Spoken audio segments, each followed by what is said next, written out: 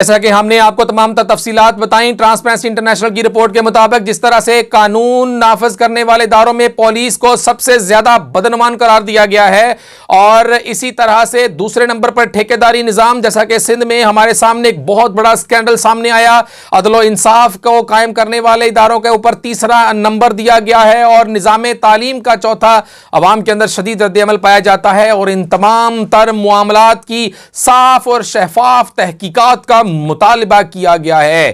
اب ہم آپ کو علاقائی خبروں کی طرف لیے چلیں گے، جس میں ہمارا سیگمنٹ ہوتا ہے دنیا 200 سیکنڈز میں۔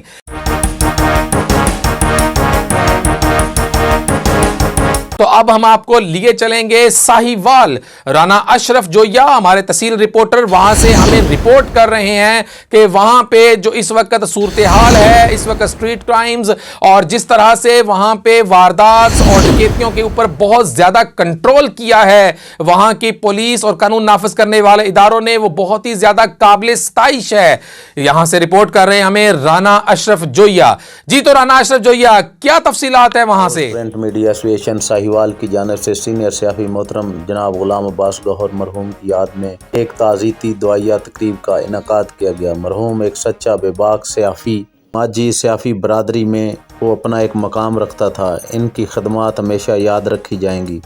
تقریب میٹروپولیٹن کارپوریشن ہال ساہیوال میں منعقد کی گئی۔ اس میں ساہیوال کی تمام صحافی، سیاسی، سماجی تنظیموں اور عہدیداروں نے بلا تفریق شرکت کی۔ صحافتی امور میں مرحوم کی خدمات کو سراہا گیا، خراج تحسین پیش کیا گیا اور احصال ثواب اور مغفرت کی دعا بھی کی گئی۔ اس خوبصورت تقریب کو سجانے میں امتیاز احمد بٹ، گروپ لیڈر صدر رانا وحید، جنرل سیکرٹری راوتیق، پرنٹ میڈیا کی پوری ٹیم نے محنت کی۔ شرکائے محفل نے مرحوم کے لواحقین کے ساتھ اظہار ہمدردی کا اظہار کیا، خراج تحسین پیش کیا اور انہیں یہ باور کروایا کہ آپ اپنے آپ کو کبھی بھی اکیلا مت سمجھیں۔ پوری صحافی برادری آپ کے غم میں برابر کی شریک ہے۔ یہ خوبصورت محفل سجانے میں پرنٹ میڈیا ایسوسی ایشن داد کی مستحق ہے۔ سیاسی سماجی کارکن Rana Rehman Baba, Rana Muhammad Ashraf Joya, B B U world Sahiwal. ہمیں رپورٹ کر رہے تھے رانا اشرف جویا، تحصیل رپورٹر ساہیوال۔ تو اب ہم آپ کو آگے لیے چلتے ہیں۔ پاکستان اور انگلینڈ کے درمیان ٹیسٹ سیریز کا